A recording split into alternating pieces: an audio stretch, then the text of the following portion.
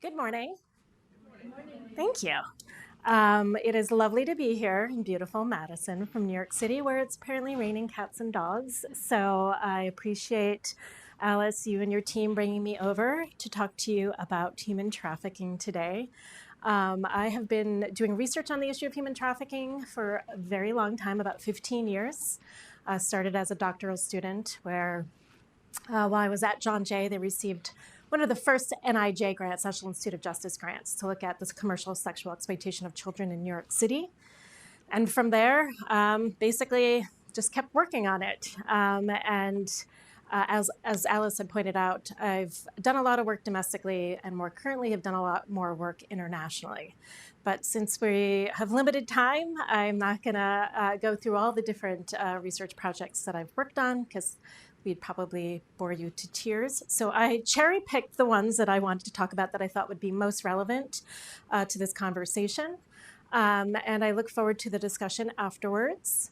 I'm just curious, a show of hands, how many of you have ever had, I know there are trafficking experts in the room, but how many of you have received either a human trafficking training, taken a class, or done work on the issue of human trafficking? So about half the room. Great. So you can close your eyes and take a little nap for the first set of slides, because I just wanted to kind of create a little groundwork here for those of you who are not super familiar with the issue of human trafficking, just so as I kind of talk about the work, you're not maybe a little lost as to what we mean by force, fraud, and coercion and that sort of thing. So it's a little bit of a human trafficking 101, but it's going to be all of a couple of minutes because I didn't want to spend too much time. This is just the basics. So according to the US federal law, which was passed in 2000, I will say that we had an issue of trafficking prior to that, but we used the super friendly term of child prostitute or child sex worker, and luckily we've come a long way since then. So sex trafficking, in which a commercial sex act is induced by force, fraud, or coercion, or in which the person induced to perform such an act has not attained 18 years of age. So if you are under the age of 18 and are engaging in a commercial sex act, and we can dive a little bit more into what the law says versus how it's practiced, you do not need to show force, fraud, or coercion. If you're 18 or over, you do when it comes to sex trafficking. Labor trafficking is a lot more difficult, and I will actually be spending most of this lecture talking about labor trafficking because it's not part of the trafficking issue that often is raised and discussed in these kinds of environments. I'm excited about that. But that is the recruitment, harboring, transportation, provision, or obtaining of a person for labor or services through the use of, again, force, fraud, or coercion for the purpose of subjection to involuntary servitude, peonage, debt bondage, or slavery. Unlike sex trafficking, though, if you are under the age of 18, you do need to prove force, fraud, or coercion if there's a labor trafficking situation. And very excited to say that as of today, a brand new report on child labor trafficking in the US was just released by the National Institute of Justice. So I will be going over some of those slides to discuss what child labor trafficking looks like here and why it is so difficult to identify because of this issue around needing to prove force, fraud, and coercion, and what coercion in particular looks like for a child versus an adult. So just some examples of what force, fraud, and coercion entail. Feel free to walk in front also. It's totally fine. Force is what it sounds like, right? Beating, slapping, beating with objects, burning, sexual assault, rape, gang rape, confinement, torture, etc. Fraud, a little bit more difficult sometimes to prove fraud, but false promises, deceitful, enticing, and affectionate behavior, withholding wages, lying about working conditions, lying about the promise of a better life, blackmail, extortion. Coercion is what really trips people up because it is really hard to say what exactly coercion is. Threats of serious harm or restraint, threatened abuse of legal process, intimidation, humiliation, emotional abuse, climate of fear. What does climate of fear look like? It's different for everybody. Modeling abusive behavior, controlling, creating dependency, and establishing quotas. These are all examples of what force, fraud, and coercion look like. However, again, I'm just going to say this throughout, the actual practice in identifying this becomes a lot more complicated. So who is trafficked? So understanding vulnerability. Anyone can become a victim of trafficking, but certain populations are especially vulnerable. So undocumented immigrants, we're seeing a huge influx of new arrivals, and the vulnerability of those individuals is at an all-time high as a result. So to the degree you're seeing that here in Madison, I'm not quite sure, but I know in New York City, you can't walk a block without a family standing outside an establishment, asking for money, for food, and that sort of thing. And that's just the beginning of the vulnerability there. Runaway and homeless youth, which I'll spend quite a bit of time talking about today. And a lot of my research has focused on runaway and homeless youth, victims of trauma and abuse, refugees, people with disabilities, which there's almost no research on when it comes to human trafficking. We just know anecdotally, and through some of the research it has come up, but an area that is really needs more exploration is around that. And oppressed, marginalized, impoverished groups and individuals. So you could obviously, these are not mutually exclusive. People fall into multiple categories, which also just increases their vulnerability as well. Challenges to identification. So this is the big issue. And I know a lot of you in this room are social workers, child welfare workers, or hoping to become one of those. And identification is probably, the biggest thing that you will be most likely focused on in addition to providing support and services. So why are there challenges? Victim fear of traffickers and our law enforcement, the hidden nature of the criminal activity, and that includes for both sex and labor trafficking. We often say labor trafficking is hidden in plain sight, but such as work on agriculture and dairy farms, domestic work, that is very hidden from the public view. There's widespread misconceptions about trafficking. So we had a lovely conversation this morning of Sound of Freedom. How many of you have seen that in the room? No one, two. It's okay, you don't have to be ashamed. I've seen it because I was curious. But movies like that really spread misconception about what trafficking looks like. Victims do not self-identify as victims, so you rarely get somebody walk into a program or into a precinct and say, I'm a victim of trafficking, can you please help me? Reliance on law enforcement to identify cases. And so that tide is shifting a little bit. We're not as dependent on law enforcement to identify cases. However, in order to sometimes get a T visa or get a work permit here while you're trying to get a visa to stay here, law enforcement identification and certification is necessary, and that also becomes problematic. Lack of comprehensive training for patrol officers and other first responders. I was at a meeting earlier this year in New York City, and there was somebody from the fire department there, and they were like, we've literally never received training on human trafficking, and we are a first responder. So we think about all the different types of first responders out there, and even having done this work for a long time, I go, fire department, of course. EMTs, very rarely trained on this issue. Poor first responder interview techniques. So we talk a lot about trauma-informed interviewing. I know all of you are probably pros at that, but if you think about those first responders, very few of them get trauma-informed interviewing training. And then the victims cannot or will not leave the trafficking situation for many reasons, whether it's the trauma bonding with their trafficker, whether it's because this is literally their only source of income and they need it to survive. So there are many reasons why somebody, even despite many attempts to try and help extricate them from the situation where they might leave for a little bit and then go back, is because of all these different scenarios. So when we think holistically about helping a victim, we have to think of all the reasons why they might go back to their trafficking situation and try to nip that in the bud. So misconceptions, again, one of my favorite topics. Traffickers are always men. We know that's not the case. Women are also involved both in sex and labor trafficking. And I would say in labor trafficking in particular, we've seen a lot more women labor traffickers than you would see women sex traffickers. Human trafficking has to involve movement. That is a huge misconception that was particularly in the beginning where, this idea of using the Palermo Protocol, which is more the global definition.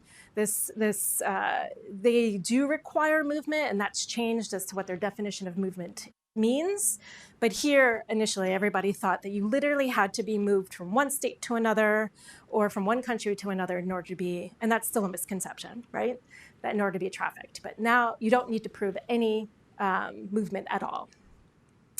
Human trafficking begins with kidnapping. Again, these are where these movies and things of that sort, Taken, another favorite of mine, where somebody gets kidnapped. And so people automatically think, oh, if that person's not been kidnapped, they can't be trafficked, right? They went willingly into the situation.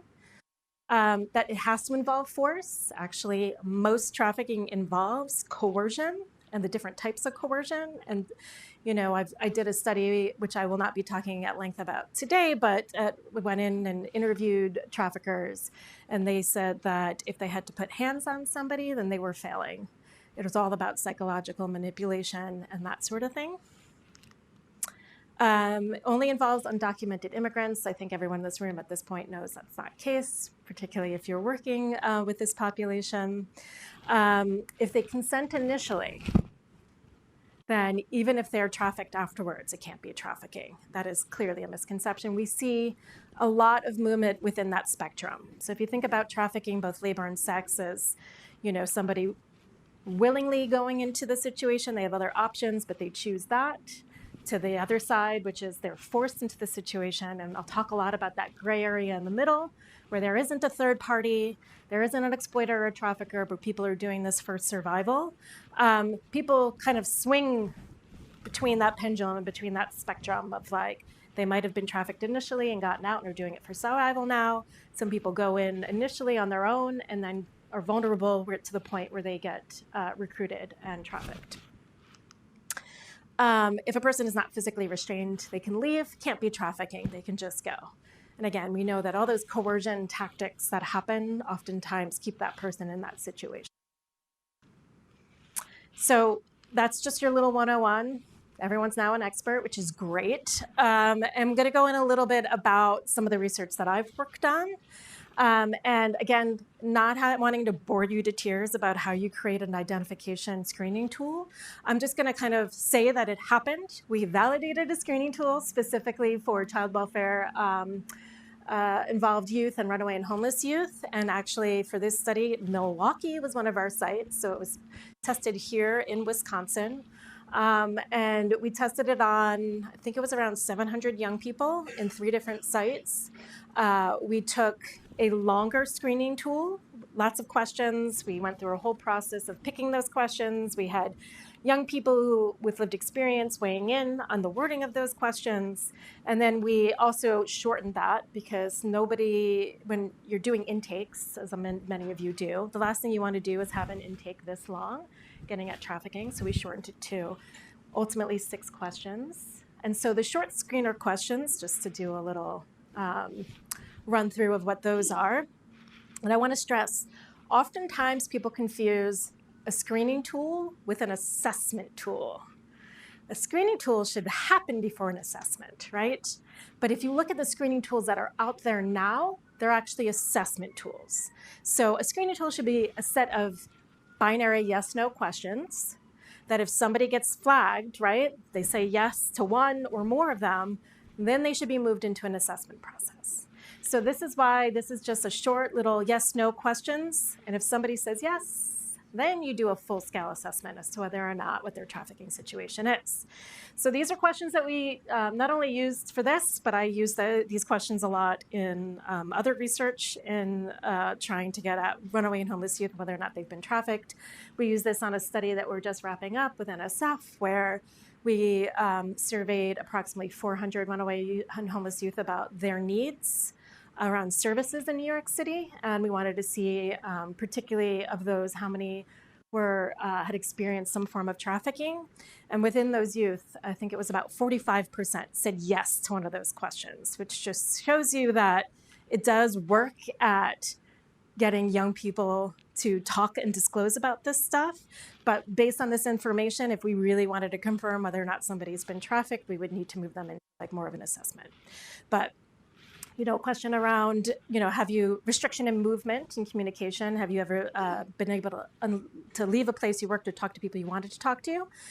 And even that wording, you can see like, well, I go to work and I can't just like call my friend in the middle of work and talk to them whenever I want, right? So even the way that some of these questions can be interpreted by people are flawed, and we acknowledge that, right? Particularly when we use it and you see a high number of people saying yes, you do wonder, oh, I wonder if they're like working at the Gap or whatever, and they mean, oh, I can't just like have a 1 hour sidebar with my friend because I'll get yelled at. Yes, most of us would if we're in a work environment. If you ever did someone you work for ever refuse to pay what they promised and keep all the money you made, physically beaten, slapped, kicked. So this gets at both labor and sex trafficking. This question was a young person on our youth advisory board felt very adamant about including emotional abuse. We oftentimes do not include that in the final analysis because emotional abuse is very subjective, right? Somebody could have said something to you one day and you felt like that was an attack, right? You might know things like that. So it's very hard to really parse out what emotional abuse means in these situations, but that is included in the short screener if you download this. So whenever you work for pressure or force you to do something sexually, have you ever been forced to engage in sex acts by someone you work for? And then did you ever trade sexual acts for food, money, shelter, favors, or other necessities for survival before the age of 18? And we asked because before the age of 18, they would technically under law be considered a trafficking victim. So those are the screener questions that have been validated that you all can use or not use if you end up screening young people in the future. And I'm going to move into a study that particularly gets at that last question and this concept of trading sex for money, food, shelter, et cetera, before the age of 18, and the murkiness around whether or not there's a trafficker or third-party exploiter involved. Because again, technically under the law, you'd be a trafficking victim. And at least I can say in many parts of the US, I'm not sure here in Wisconsin, how young people would be considered those who don't have a third-party exploiter or trafficker, if they would be considered trafficking or not, a trafficking victim or not. So there's this idea of what the law says versus what practice is. And New York City, yeah. So under the law, people who are 18 and under are defined sex trafficking, like sex trafficked individuals. So if they're over the age of 18, what would they be called? Because if someone who's 19 and above has experienced all these things, are they just... If there's evidence of force, fraud, and coercion, they would be a trafficking victim, yes. But you have to prove force, fraud, or coercion. Here, if you're under the age 18 and you're just trading sex for something in return, you are automatically a victim of trafficking, whether or not there's evidence of force, fraud, or coercion. Not because of like age of consent stuff, or... It's the law that if you're an adolescent, a child or adolescent, that you cannot make these decisions by choice, which again becomes complicated because particularly when you hit those teenage years, most teenagers will say that they're able to make that choice or not, right? So the study that I had mentioned that I first did as a doctoral student where we looked at commercial sexual exploitation of children in New York City came in, we worked with various groups on the ground. And they were like, you're never going to find anyone to talk to you. No one's going to talk to you. This is a very hidden population, and it's all going to be pimped girls. So our goal was to talk to 200 young people. They were like, you'll be lucky if you get 50. Okay. So we used a methodology called responder-driven sampling, which is a snowball sampling. So you recruit what we call seeds. So we find people who are connected to an NGO or connected to somebody else that they know have experienced trading sex under the age of 18. And then we ask them to invite, I should say, up to 3 young people. We use the word recruit in research, but in this context, it is terrible. So we asked them to invite up to 3 young people that they know who've had similar experiences into the study. So we ended up with close to 300 young people. And surprise, of that 300 young people, only, I think it was around 14% of them had had a trafficker. So we saw that there was a ton of young people engaging in the commercial sex trade for reasons of survival, and almost half of them were boys. So it really kind of confused people, made a lot of people angry. And so what the government did was pulled the rug up and shoved the study underneath. So it was unfortunate because now we know that this is actually more than reality. When we're talking about reality, that boys are involved. A lot of times it does not involve the third-party exploiter. But what we're able to do is take that information and apply for research to focus specifically on the LGBTQ plus population and young men who have sex with men and young women who have sex with women. And those are individuals who would identify as straight heterosexual but have sex with members of the same sex in exchange for whatever their needs were at that time. So we were lucky enough to get funding from the federal government to do this study using a similar methodology. And what I did is we worked with an organization called Streetwise and Safe that basically taught young people about their rights, particularly those engaged in the commercial sex trade, et cetera, and trained young people who were part of their peer leadership program to actually conduct a lot of the interviews. Because what we learned is that people with lived experience are really good at getting other young people with lived experience to open up and talk about their experiences. So what does youth engaged in survival sex mean? What is that term? People bristle at it. How can, this is a trafficking victim. How can you say they're engaged in survival sex? This is a term that youth reflects young people's experiences of involvement in the commercial sex trade. This is what they relate to. If you talk to a young person and say, you're trafficked, they're going to tell you to get lost. But if you say, were you engaging in sex for survival, that's something that they connect with and understand, right? So these terms describe a behavior as opposed to labeling the youth. As we all know, labeling a young person as juvenile delinquent, as a trafficked person, as all of these things does not lead to success in assisting that young person, right? So talking about the behavior as far as a young person engaged in survival sex as opposed to a trafficked youth was the way the young people wanted to present it. So again, the methods is we ended up recruiting 283 young people who identified as LGBTQ+, or again, YMSM, YWSW, between the ages of 13 to 21, who were involved in survival sex in New York City, used this snowball sampling method again, partnered with Streetwise and Safe, and trained youth researchers to conduct the vast majority of the interviews with supervision. And all of the interviews were anonymous and confidential. So here are some of the findings. As you can see, we had a good, again, breakdown of gender. It wasn't all cisgender girls who came in. So it was 46% cisgender males, 35% cisgender female. And at this time was probably the largest number of trans folks who had come forward to talk about their experiences engaging in survival sex. And so we were really happy that we were able to engage so many young people with diverse gender identities.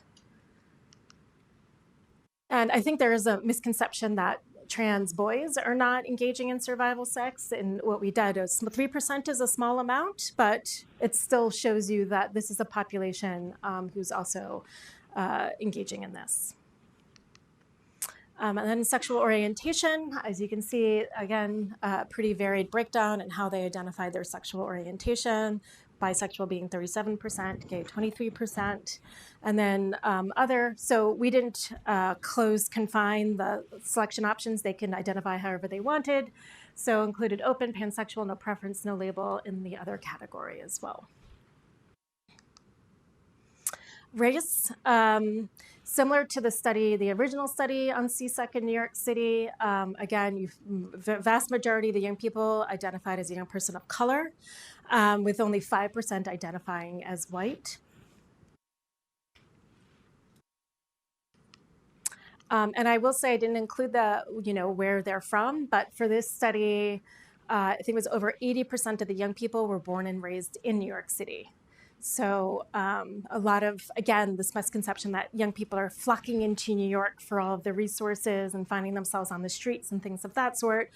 But the reality of it is, and I think that is in a lot of places, that young people get kicked out of their home, thrown out of their home, or not accepted, and then stay locally because they have a network, they can have a chosen family, etc. But they're still somewhat connected to their family at the same time. So 48% were living in a shelter, an emergency shelter, or a transitional independent living situation at the time when they were interviewed. 11% were still living in a family home for most of the time. A lot of it, as you do see with runaway and homeless youth, is that they don't remain in one place for a long period of time. So they might stay in a shelter for a little bit, go back to a family, go to the street. They kind of bounce around a lot. 10% of them were couch surfing at the time at their friend's place, and 9% had their own room. Another thing I like to talk about, I keep saying, I told you I was going to say misconception a lot, but this idea of really young kids getting involved in child sex trafficking, that is not the case. And this study is not the only one to actually find that the average age of a young person first engaging in the commercial sex trade, again, whether it be through force or quote constrained choice, is 18%, but the average is typically around 15, 16 years of when they're first getting involved. But it tends to be the older teens when, this situation of like independence, of not being able to take whatever abuse or neglect they're experiencing in their home, they run away or they get thrown out. For youth in the foster care system, we heard a lot about how they were starting to worry about aging out and how they were going to make money, and there were no safeguards in place for them for this. There was no one assisting them with that process. So they figured they would start trying to figure out how to make money now before they aged out and were completely on their own. So how they first engaged, and again, stressing that how they were first engaged is not equal the sum total of their experience. So here, 42% were because their friends or peers were also doing it and making money, and basically were like, I'll show you the ropes. Some people would say, oh, this person is an exploiter. They introduced them to this.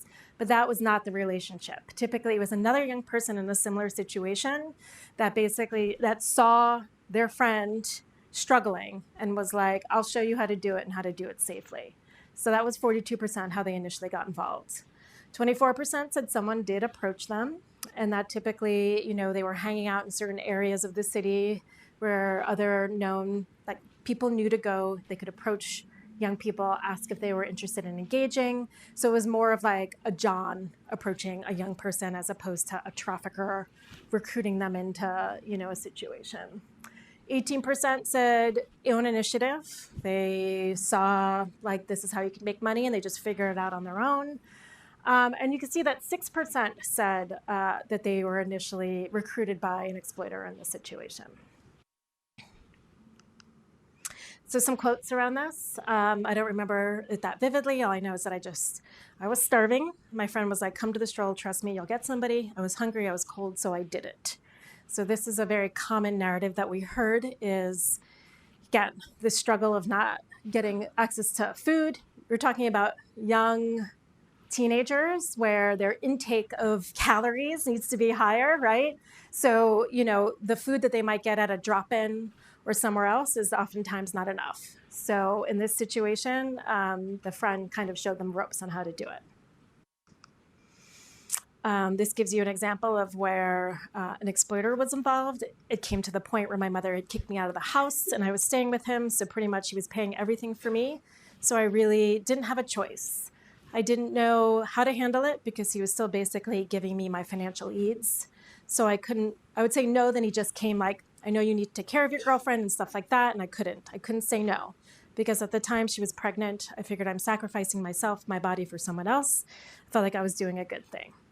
So this is a case of a young man who identified as heterosexual, but was having sex with a man in order to be able to support his girlfriend and his baby.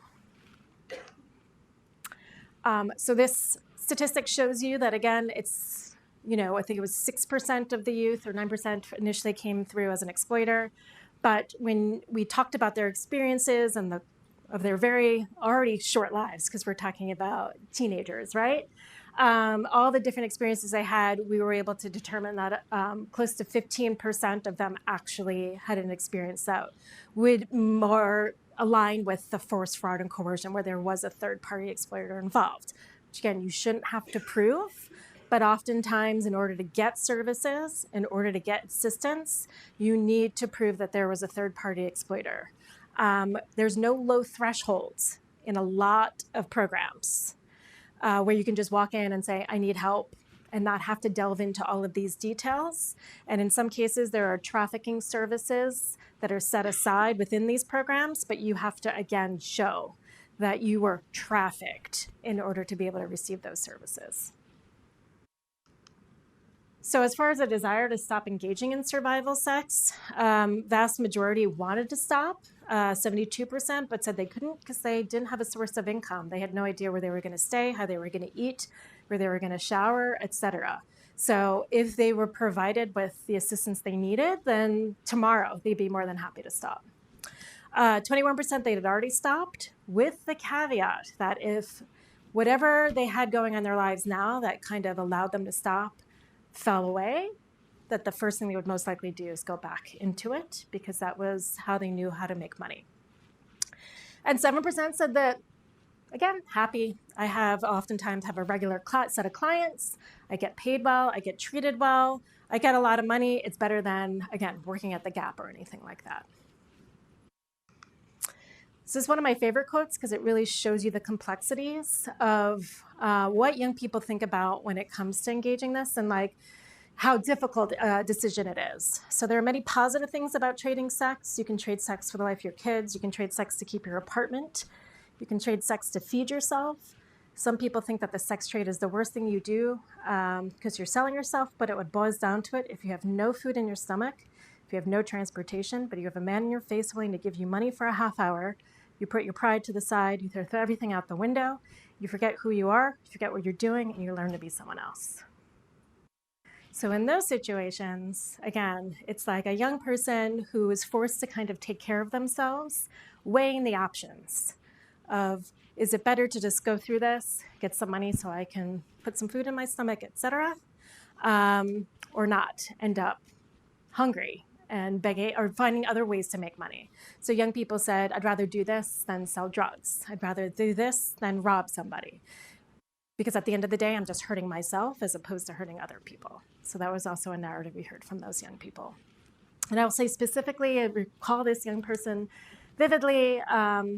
Him and his trans sister were both on the streets. Basically, their parents were not really in the picture anymore. They have been picked up by law enforcement and specifically lied about their age to say that they were 18 because they wanted to go to the jail, the Rikers jail system, as opposed to being connected to child welfare. Because for them, they were like, I can serve a day or two in jail and be out, but child welfare is going to have its hooks in me for who knows how long. So that's also some things that the kids are weighing as far as what system would they rather be connected with? Criminal or the child welfare system? So a little bit about the run-ins with law enforcement. And again, this is a little unique to New York City, but I'm sure there's some similarities here as well. Keeping in mind that the vast majority of the young people were young people of color. Over 2/3 of the sample reported having had a run-in with law enforcement. 51% said it happened rarely. 26% said it happened occasionally, and 19% it happened frequently, so a couple times a week. This is during Bloomberg, I believe, or maybe just the beginning of de Blasio as mayor. Stop and frisk was still very much a thing in New York City. It has been toned down, or at least has said it's been toned down quite a bit since then. But at this point, there was a lot of stop and frisks of young people happening. So this young person's experience was how often he had run-ins. Oh God, almost every day. I'll try to sleep on the train. I wake up to police. Try to sleep in abandoned buildings. I wake up to police. Walk down the street. the police walk up to me. And how long would you say this interactions with police like that have been happening? Since I was 14, they always find something to stop me for, basically. And then you look at the number of times they've been arrested. 29% said 0. 9% said 11 or more that they had been arrested. Almost like 71% have been involved in the criminal justice system.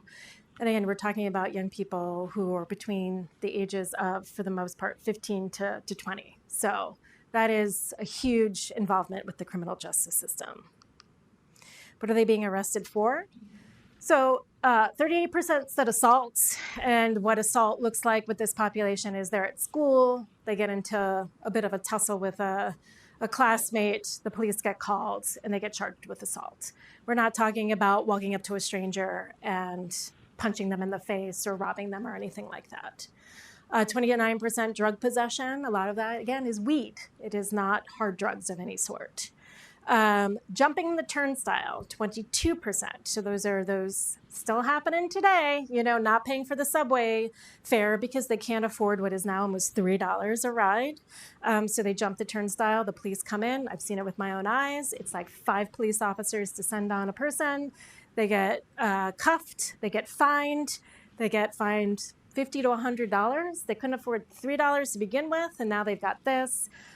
Don't make a court appearance. We interviewed one young trans woman, who spent 2 weeks in Rikers because of jumping the turnstile. Yeah. And then I think what's really interesting is 9% had been arrested on prostitution. So we talk about identification. And if they were arrested under the age of 18 for prostitution, shouldn't they have been considered a trafficking victim? Yes.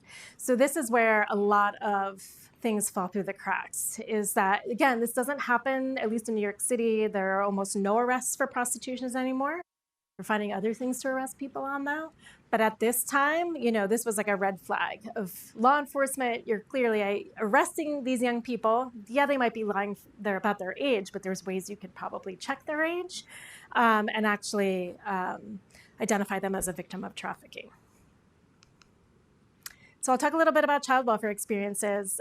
We didn't quantify these. These were more of like narratives. So just a little bit of, you can get a sense of what their experiences were like. ACS is the Administration for Children's Services. So this was the quote that the young person that I had mentioned before. I went through ACS, and that was because of my twin sister running around, being in the village and stuff, getting into trouble, getting locked up for prostituting and things like that. So it was affected me, but I was old enough to know and lie to them. I lied to ACS, so they closed the case. And this was the same brother, sister, who then proceeded to continue to lie about their age so they wouldn't get back involved into ACS. My interactions with the court system, the family court system, it's all right, but it needs some improvement, because I feel like me getting discharged from foster care and having to go into this lifestyle was unacceptable, because I was prepared. I had a job, was prepared for it, and I feel like they let me off short because of my age, and that bothered me so much. So again, this idea of like this looming deadline of I will have all of the support that I have gotten through the child welfare system. And in this case, this young person had a decent experience, but they worried about their future and how they were going to be able to survive once. And there's also a thought that once you turn 18, that your child welfare support goes away. Amongst young people, they don't realize it can get extended up to 21. So that is also, I blame ACS to a degree on not, telling these young people about all the benefits and services they can get up until what age. So just some recommendations that we've proposed. I can't say with confidence that any of them have actually been implemented, but here, maybe in Wisconsin, you guys can think a little bit more about them.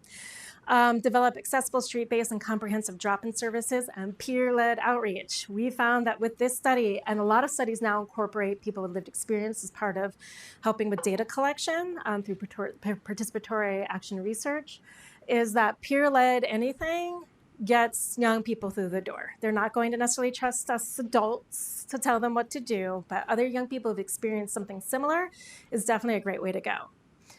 Improve safe and supportive short-term, long-term affordable housing and family-placed placement options subject to periodic review. It's another issue is that a lot of these places are not reviewed for making sure that they're doing their job. Create safe and supportive housing and placement protocols specific to transgender and gender nonconforming individuals. Broaden access to and improve gender-affirming health care. Guarantee quality of care and periodic review of secure confinement and out-of-home placement.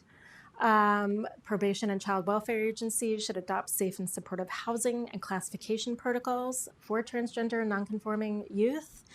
Ensure that youth engaged in survival sex meaningfully participate in the policies and programs that affect their lives. And then create non-custodial alternatives for use outside the juvenile justice and child welfare systems. This is something we've heard from young people all the time is why do these have to be my only two options, right? Go into a group home or go into a jail. Isn't there some in the middle road? And we've talked to young people, we have a pretty comprehensive runaway and homeless youth program services in New York City. There was one young person who literally had a calendar crossing off until they turned 16 that they could officially run away from home and enter into the runaway and homeless youth programming so they could get a bed that way. Okay, now we're really gonna pivot.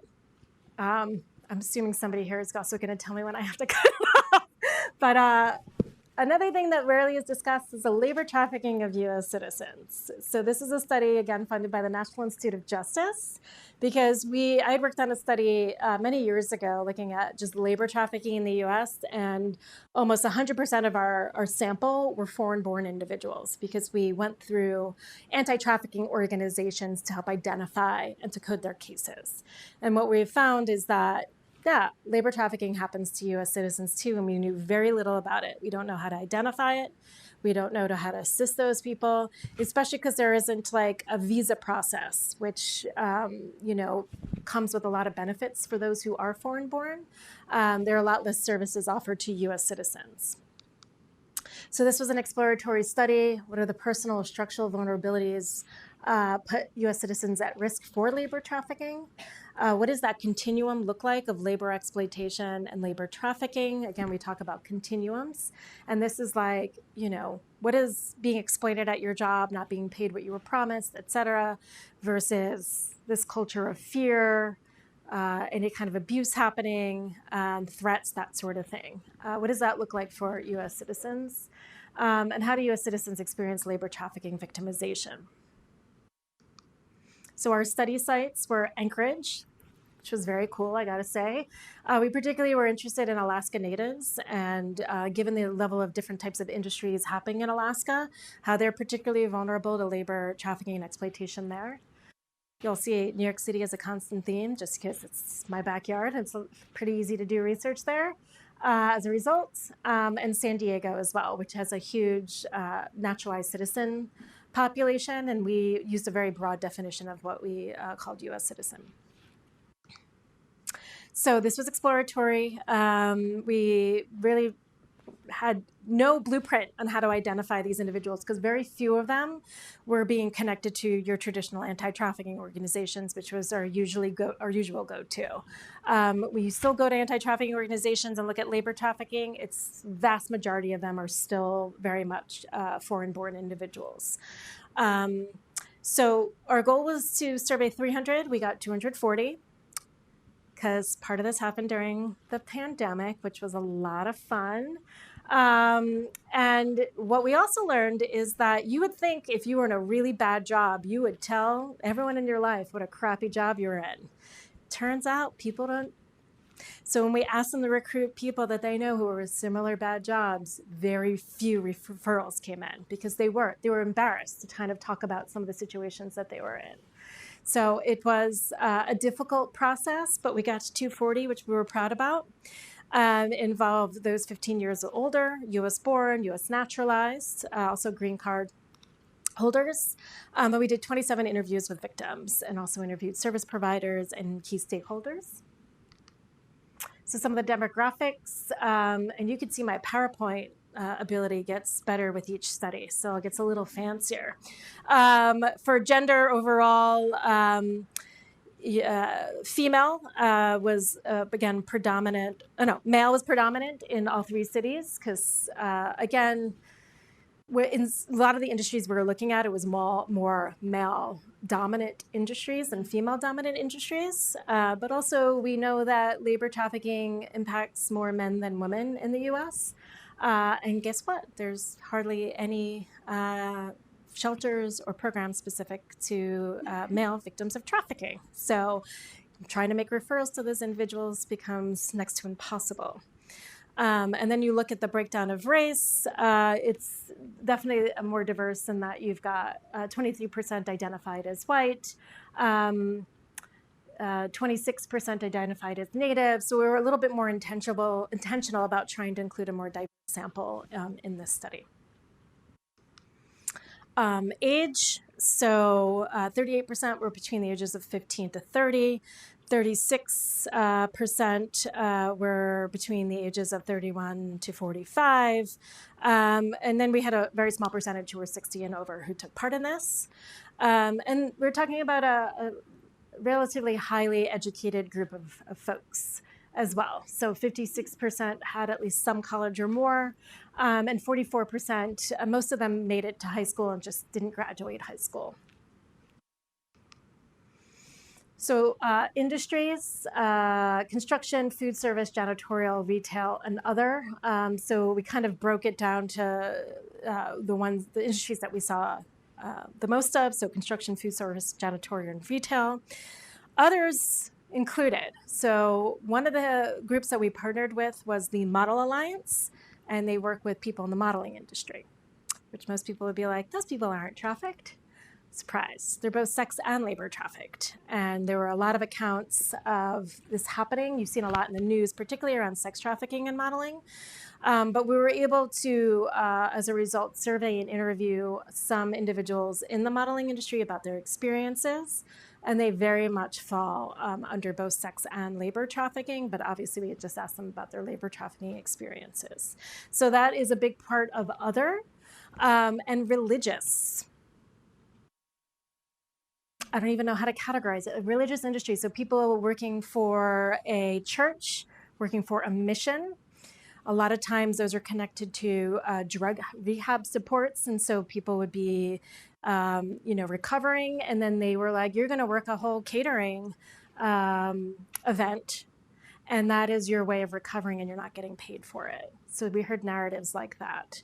So you would find labor trafficking and you wouldn't even know to look because it's some crazy stuff out there.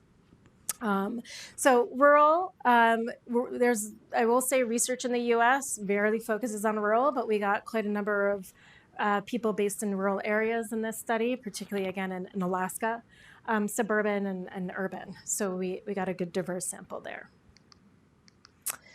So life circumstances, we kind of asked them about their background and kind of what that looked like to see, we wanted to look at vulnerability and how that might play into their later trafficking experiences. So over half left home due to violence in the home, whether it was directly at them or a parent or a sibling. About 25% alcohol or drug affected their job prospect. And as a result, 29% said alcohol or drug affected their job keeping. 38%. We also worked with several reentry programs because we knew that people returning home from prison also are incredibly vulnerable to labor trafficking because oftentimes people don't hire them because of their records. They end up in these very vulnerable jobs. So 38% had served time in prison. 31% had been placed in foster or kinship care in their life. 51% had children. Over about 73% were on public assistance. So you can see there's quite a number of vulnerabilities within this sample. And then health diagnoses, about 50% said they had been diagnosed with depression, 50% with anxiety, 40% with PTSD, which we're actually surprised about because that is very underdiagnosed. But 40% said they had been diagnosed with it.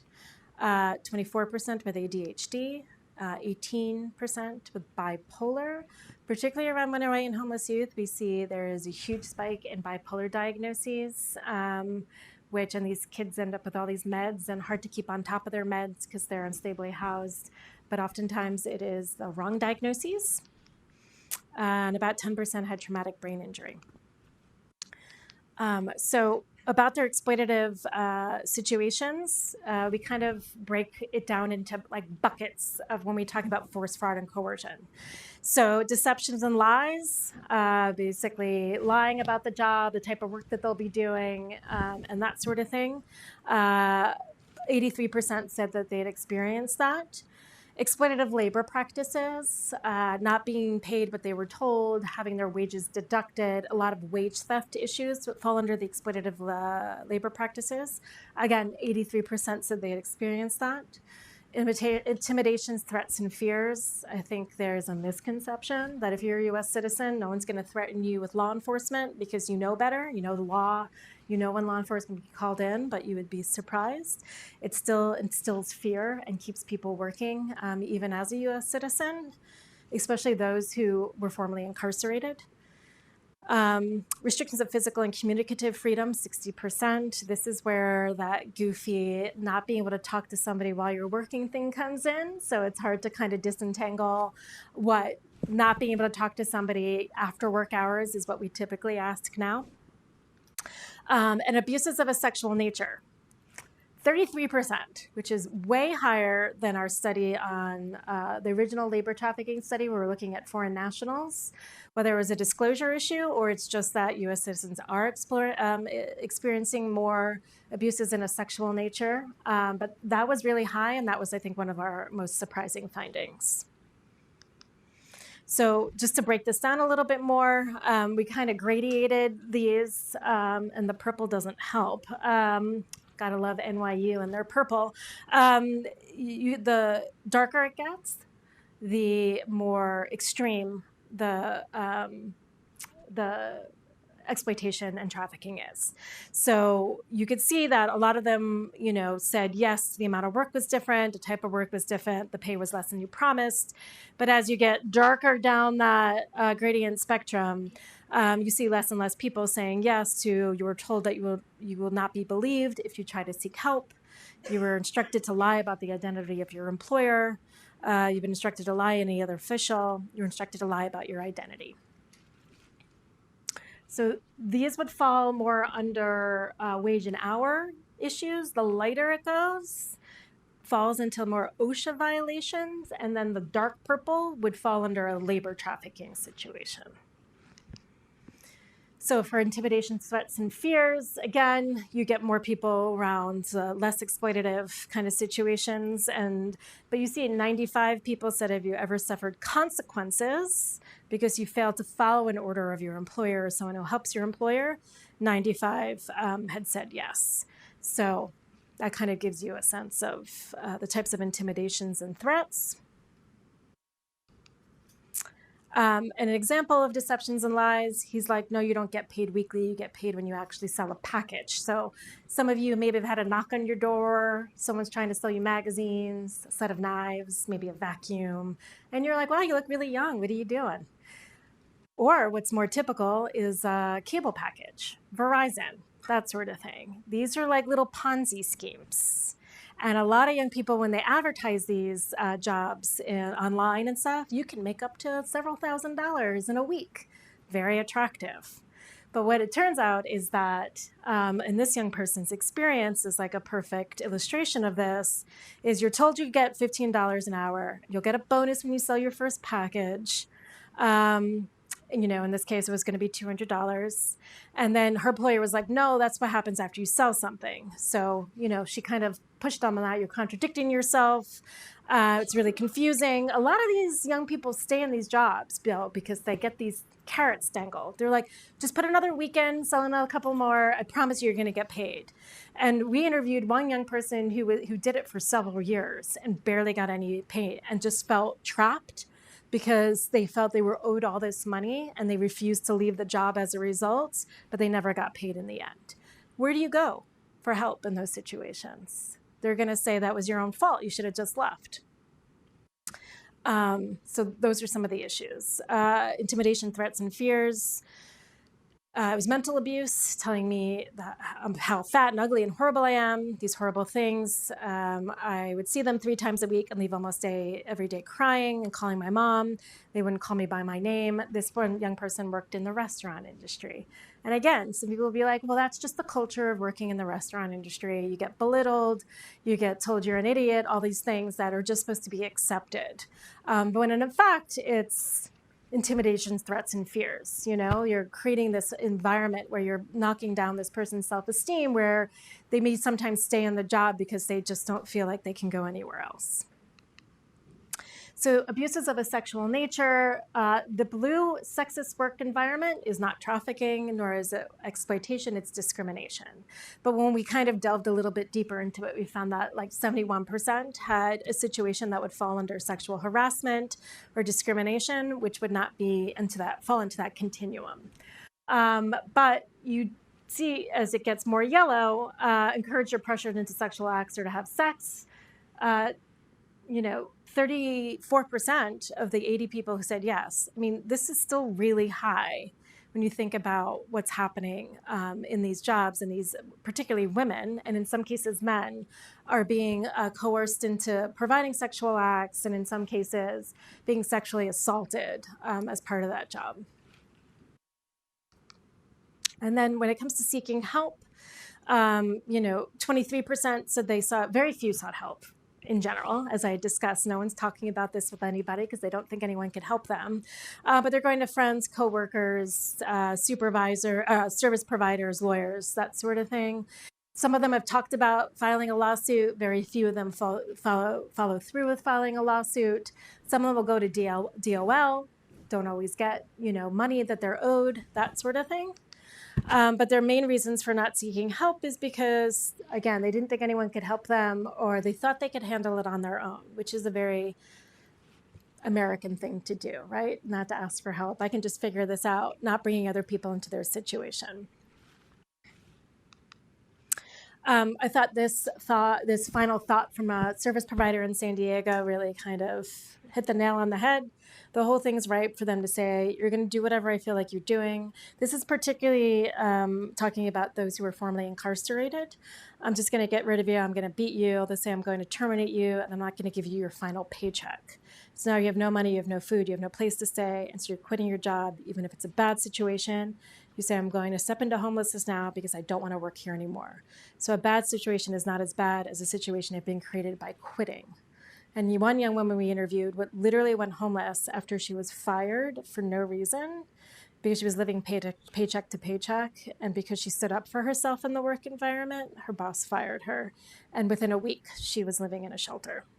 So that kind of shows you where you might choose to remain in a really, really bad abusive work experience because the alternative is being homeless. So just some quick recommendations: increase education and reporting for workers, improve service providers and law enforcement agencies, trust of the U.S. legal system. I wish everyone luck on that. Regulate and enforce existing labor protection laws. Make labor trafficking of U.S. citizens more visible through identification, right? And addressing victims' underlying needs and vulnerabilities. Prevention, prevention, prevention, prevention. Finally, this study that I had mentioned, which the report just came out today online, is understanding the trafficking of children for the purposes of labor in the United States. And you'll see this is very fancy because we hired a graphic designer to do the report, and we put together some fancier slides. Worked with a great research team on this, Northeastern, Catherine Kafka-Waltz, who's actually an expert on child labor, exploitation, and trafficking at Loyola. And we're really excited about this report, so I'd encourage you all to look for it online. Just a brief overview: we knew very little other than anecdotally about child labor trafficking in the US, so this is really exploratory in nature. Also during the pandemic. So what we had initially intended to do ended up having to do something a little different. So we were going to do case coding, working with NGOs that have served clients, young people who are labor trafficked. We had to do those over Zoom. Do not recommend it. It is really tough. And did all of our interviewing over Zoom as well. So some of the research questions: the nature of child labor trafficking in the US, who are the perpetrators, How are cases of labor trafficking involving minors being identified and investigated? What are the needs? And what are the challenges facing child serving agencies, including child protection, law enforcement, et cetera? So this is where this continuum really gets difficult when you bring in a child, right? And what you've got child labor. We all worked as a child, I'm sure, as a minor. I know I started working at the age of like 13 for my dad. Very common to like work for a family member or like pick up mowing lawns or something like that to make money. It's normal. It's legal for the most part. Not a big deal. Then you've got exploitative child labor, which were starting to violate the FLSA. So this is where things are getting a little dicier. Maybe you're working longer hours, you're working a night shift. There's other things that might be happening that are not really legal. And then you've got labor trafficking of children, which you would need to identify force, fraud, or coercion. So when you talk about coercing a child versus coercing an adult, very different. I'm sure we're all coerced as a child by our parents. Clean your room or you won't get X. That's coercion. But I can imagine as a child where you say, do this or you won't show you love or affection, do this or you won't eat dinner tonight. So it kind of becomes a little bit more extreme. Whereas an adult, you would say, well, I'll just go find out my own dinner. I'll just go find another place to live. But as a child, you don't have that option. So it becomes harder to identify. So like I said, we accessed and coded information from 72 labor trafficking cases that occurred in the US. So before we could do anything, before anyone would talk to us because of the pandemic, we went online and we found 72 federal cases involving child labor trafficking, and we coded that to see what that looked like. So we coded details about victims, perpetrators, case characteristics, et cetera. And then with our study sites, we went to California, Ohio, Illinois, and New York. And did these agency cases. So what we ended up comparing is the agency cases with the federally prosecuted cases because we were curious as to what gets law enforcement's attention and what gets prosecuted versus what happens at your NGOs and those cases.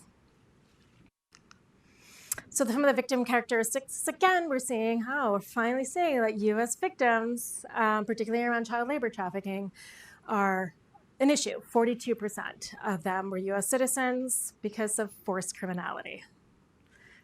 Term that some of you might be familiar with, some of you might not. And I'm going to end this lecture a little bit about a study that we're just starting now around forced criminality. And then foreign nationals. So these are a lot of kids who were either unaccompanied minor and placed with a guardian or brought over, came over with a parent and were essentially forced to work. I will say with the U.S. citizens, what we also saw a lot were cult cases. So kids involved in cults and being forced to work, and in some cases also sex trafficked. So it was a broad spectrum of industries from domestic work to forced criminality. 38% were male, 59% were female, and the average age was 14. So there was a lack of safe, affordable housing alternatives consistently identified as a barrier to leaving the trafficking situation. Because again, when you're young, when you're 13, 14, you can't go to the runaway and homeless youth program in most places because it's 16, and child welfare is not an alternative you're interested in pursuing. So undocumented foreign national children are particularly vulnerable to labor trafficking. And as we know, we're having a huge crisis in this country with unaccompanied minors, which just shows you that there's probably a lot not being uncovered. Perpetrators, predominantly in their 20s and 30s, and there's diverse roles. We do not have much research on what familial trafficking, right? Particularly around sex trafficking, but at least in this study, we were able to identify that 29% of biological parents were responsible for trafficking their child, which is pretty high. 11% were other family members and 28% were acquaintances. So there's no dominant profile of the perpetrator. Many were individuals, families, and organized non-criminal groups. Again, cults. Were a big one of those. Our spiritual leaders or sports team leaders. There were a couple of really big cases involving like gymnastics and things like that, where they were like trafficking minors from overseas and forcing them into like gymnastics. And I think there was tennis or basketball or something like that. So that's also something that we've seen. So the prevalence of child labor trafficking students who experience exploitative labor practices, 97%. And this is, again, not being paid, not being paid what they were promised, but in most cases not being paid at all. Fraud was 91%. This idea of coercion, 97%. Physical violence, 95% experience physical violence. So it's huge. An average of 16 different domains of harm were experienced by victims for each trafficking case. So lots of different types of exploitation. So coercion, as I pointed out in labor trafficking, is inherent in the power dynamics of relationships between adults and children. So for those of you working in child welfare, those who are going into social work, when you try to identify that, it becomes really complicated, particularly when you have such a large number of biological parents trafficking their kids. Where does that line, what's that line cross, right? Between being a parent and telling your kid what to do because they need to be told what to do versus this is illegal and this needs to stop. And then forced criminality. It's oftentimes misidentified. So young people who get initiated into a gang and are forced to sell drugs, pack drugs, move guns, that sort of thing, they're looked at as, again, criminals, and there isn't further looked into as they're being forced to do it, which many are. So identification challenges. Most first responders who engage with children, including child welfare agencies, law enforcement, labor investigators, and even schools, are not identifying it. Only 15% of the cases were identified by law enforcement, and 45% of the victims escaped their own trafficking situation. This oftentimes, when they sought help, assistance was denied due to characterization of the trafficking as a family problem. This is something you need to figure out in here. We're not going to get involved, etc. So even when they did seek help, oftentimes they were turned away from the people that they sought help from. So system avoidance, children who experience labor trafficking express fear, mistrust, or resistance to the systems that we have designated for their protection. So this victim service provider said we were getting calls from minors over the phone, and the moment we tell them we had to make a call with DCFS, they'd hang up. I'm sure that's something you hear about a lot. Coercion looks different. Children are particularly vulnerable to coercion in part because it's natural, part of the child-parent relationship. Traffickers have to apply less force or coercion to a kid because they're more vulnerable to their stage of mental development and to not having as much agency over their life. Again, used to being told what to do. So parents have the opportunity to ask more and more of their child. And for that child, not realizing that this is no longer okay.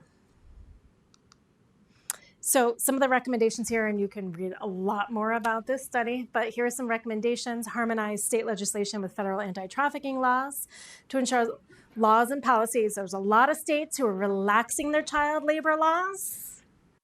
I heard Wisconsin's not one of them, thankfully. But I think that is problem number one, is if you start opening the door to allowing children to work in any kind of labor situation, then you're not going to be able to identify an actual trafficking situation. Provide additional training to all stakeholders engaging with children on child labor trafficking. So I think this needs to be more routine, more talked about is child labor trafficking and how to identify it. What we heard from a lot of providers is that particularly unaccompanied minors coming over, they'll be working a night shift at a factory. They'll go to school, but most likely if they make it to school, they'll sleep through the school day.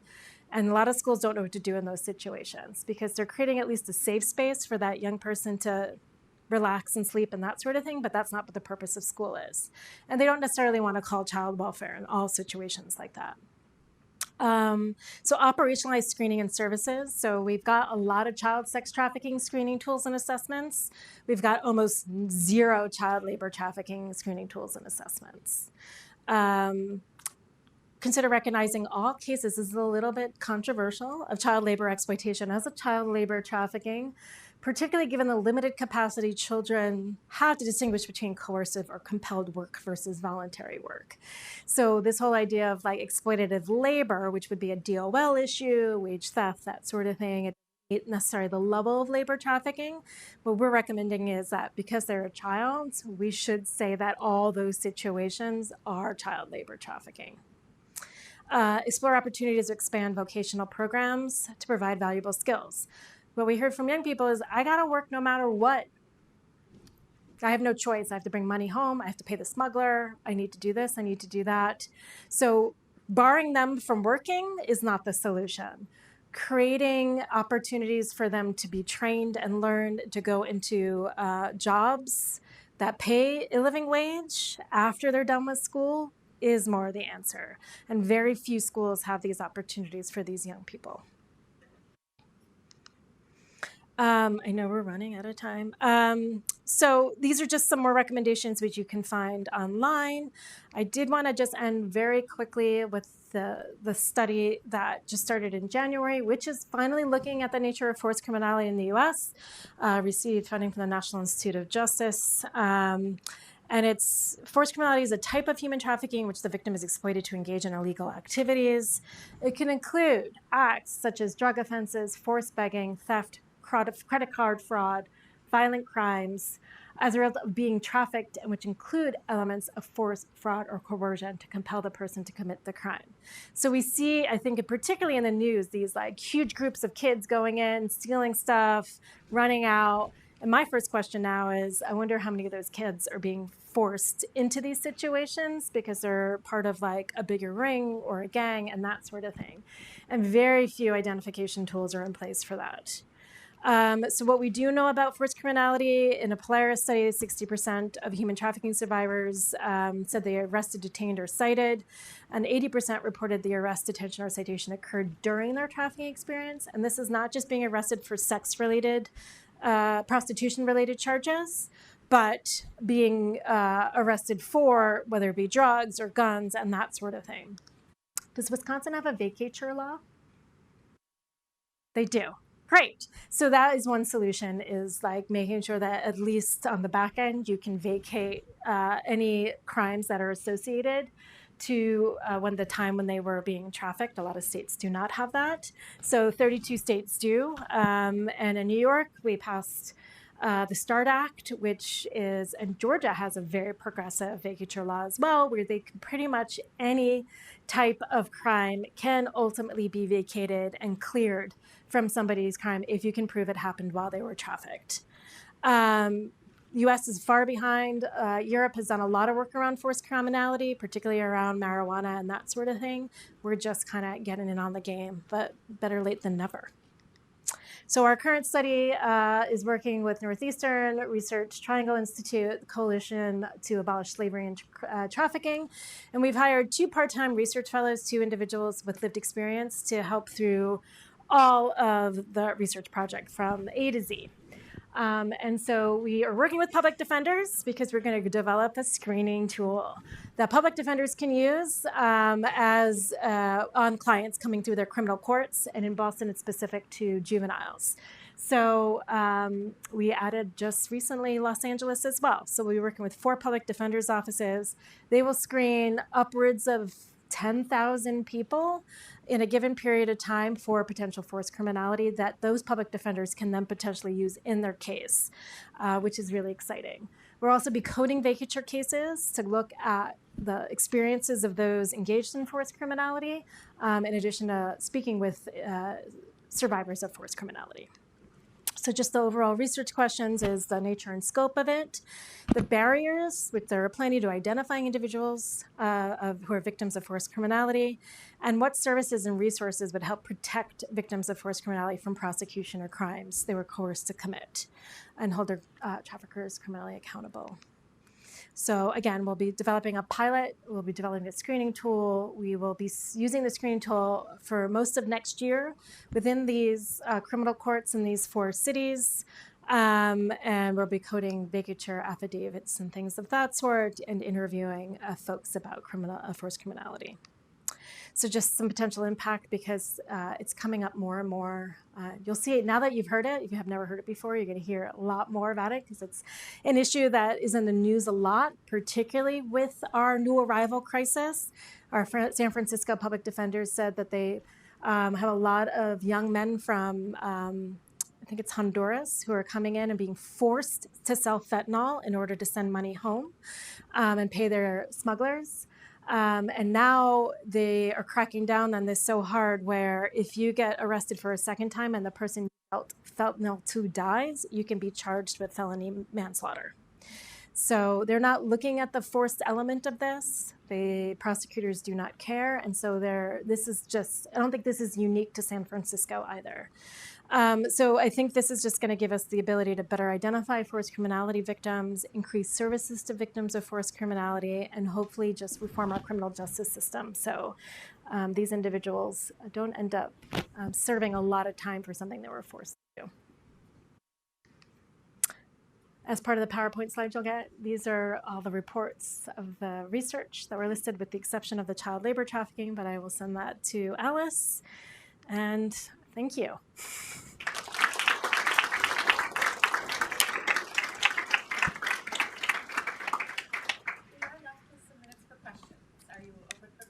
Yeah.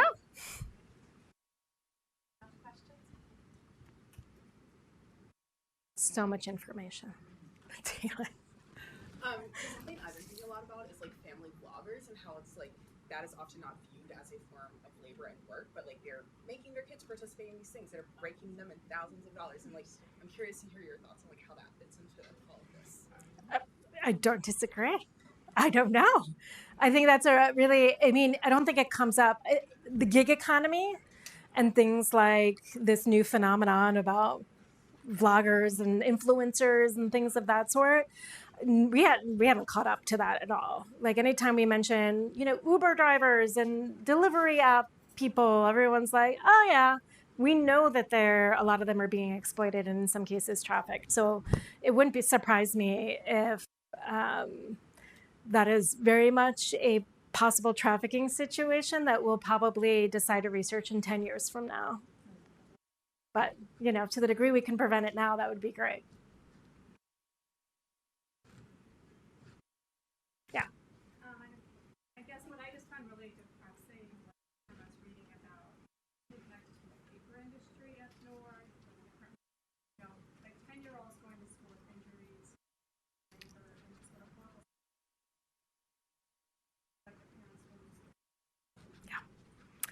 Yeah, I think this is the complication is that I can't stress prevention enough, particularly when you first, educators are really in a prime position to be able to identify this. And as a people, I think the multidisciplinary team concept can really do well in these situations because I think knee-jerk reaction is well, the kid shouldn't be working, but that's not a reality, right? A lot of times kids need to either help their parents or they're on their own, they're unaccompanied. They need to contribute to bills by their guardian because their guardian says you only have a roof over your head as long as you're bringing money in. And yeah, a lot of them do get injured. They're not insured. They don't get paid out. There is a really good investigative journalism piece in the New York Times last year. It was several different articles about child labor trafficking in the U.S. that is really beautifully done and really paints a bleak picture about what the situation is for kids. And there is a whole article about the dairy industry in particular and how very little oversight is happening on dairy farms where a lot of kids end up working.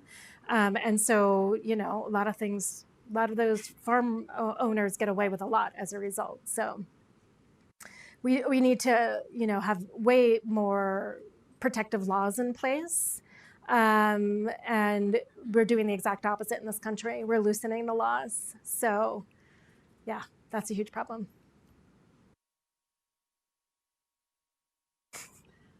Hi, thank you for this really rich talk. I have several questions, I'll just limit it to one. One of the things that I was thinking about in the first couple studies you presented about the sex trades is thinking about some of the kind of really substantial changes we've seen since those studies were conducted. So one, I'm thinking about, sort of internet access and phones and youth prioritizing sort of phone access, and then of course COVID-19 access to things, and so things like webcamming, sort of photos, things along those lines, some of those virtual acts. And then also thinking about, sort of the change in drug use, and then later on you're mentioning fentanyl, and things along those lines. So sort of unfair speculation question, because you haven't replicated the study, but I'm wondering, how you think some of the things would really be different now if you were to replicate that study. The LGBTQ one in particular, or like The first, the first the two? surviving trans Yep. and the, yeah. I think 'Cause they're. those were all like hmm 2015. the first one was. I'm dating For myself. Dr. 2008. Right, so there's Yeah, been lots of changes yeah. since then, yeah. I think there would be some differences, but to be honest, I mean, I'm still doing a lot of work. We completed a study looking, I think I'd mentioned about the needs of runaway and homeless youth. And, some of them disclosed that they were engaged in sex work, and it's still very much a in-person kind of thing. And now that in New York City, they no longer really arrest people for prostitution, you see a lot more street-based activity than you did for many, many years. So I think that there is a level of webcamming, but because for at least the younger, they don't necessarily have a place to do it because they're unstably housed. They don't have like the regular income in to like be able to like set up a whole webcam thing. I think you still see a lot more of that face-to-face person thing for, that population, where as I've seen, if they stay working in the commercial sex trade as they get older, that's when they in their early 20s, early to mid 20s, they start moving into like the webcam stuff. But when they're first starting out, it's still very much like a street based, internet online dating, meeting up somewhere kind of thing. So I think if we did a more like longitudinal study around that, which don't exist. So I'm just throwing out ideas if anyone wants to become a researcher. We would see like a change over time. But yeah, COVID-19 also did. If we did that study during that time, you'd probably see a lot of people attempting. I mean, OnlyFans skyrocketed. I did do a small study for a group during that time where I interviewed people engaged in the sex trade about using like Facebook and other social media. And a lot of them were like, I tried the OnlyFans thing. I could not make a cent because it was just flooded with people trying to make money that way. So that's the flip side of it, is everybody went online and then no one could make any money.